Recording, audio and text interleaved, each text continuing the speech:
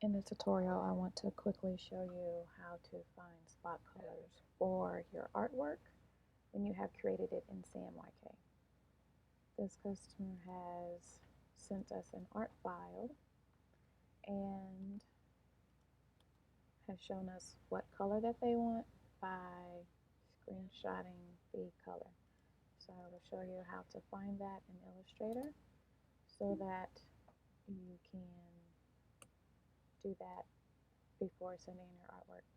This file does not have fonts in the actual artwork, so I will have to rig the file in order to use it.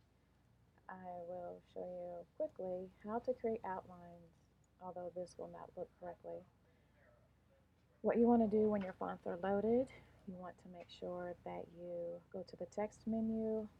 You want to scroll down to create outlines. What this does is take your text from being editable text to actually the shapes. This way, we will not get the warning that we did not have your font and we won't have to rig the file. So your fonts will never be defaulted. So I'm just going to quit this and not save it. And now I have to create a new document. And now I have to place this file.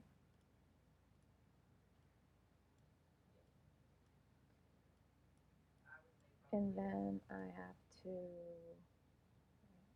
flatten transparency. Make sure that that's done, that's done, and click. Okay, so now that the correct fonts are loaded, and I can see from the separations preview over here, which is a window you want to have open, you want to have your separations preview. I'll just move this over so you can see. You want to have your color palette, and you want to have your swatches palette. I normally have these all together here.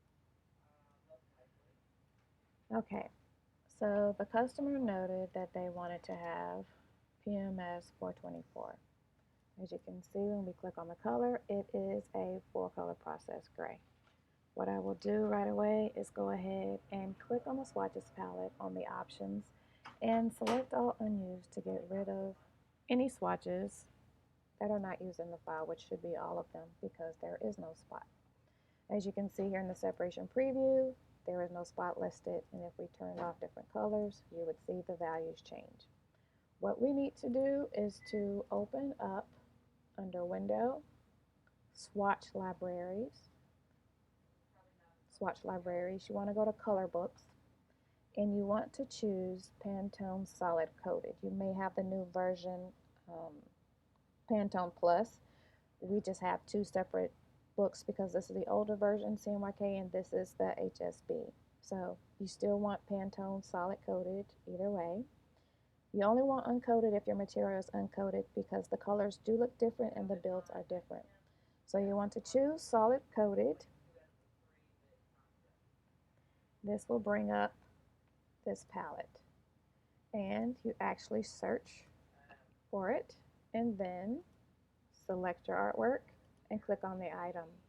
Now you can see in the swatches palette, 424 is selected. In your color palette, it tells you the color is 424, and in the separations preview. Now when you turn off 424, your artwork is 424. Do they have a stroke or something somewhere? What is that? Let me figure out what that is really quick. Yep, there's a stroke. So I would need to make the stroke also 424.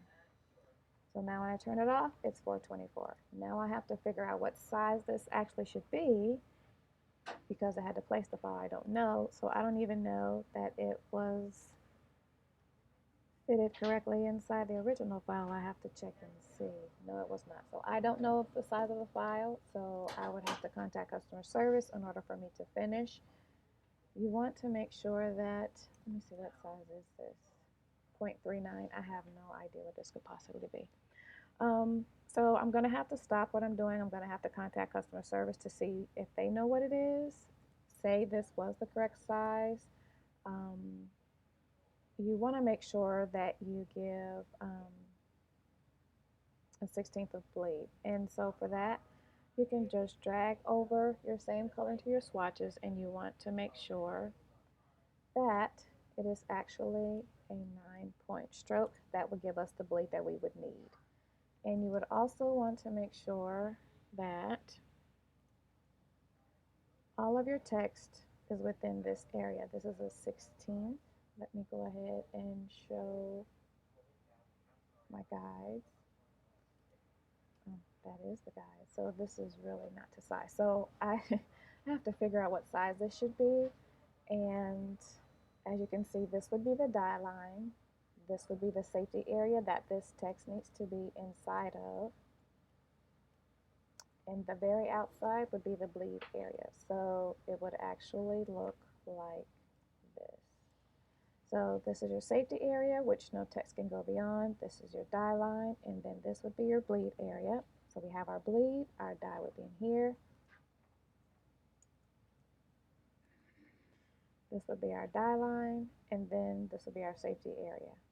That's not the case. I have no idea what the size would be, so I have to quit and contact customer service and figure it out and start all over. So you want to make sure that this is taken care of before you send your artwork in so that it does not prolong us processing your artwork, and so we can get your proof out faster to you.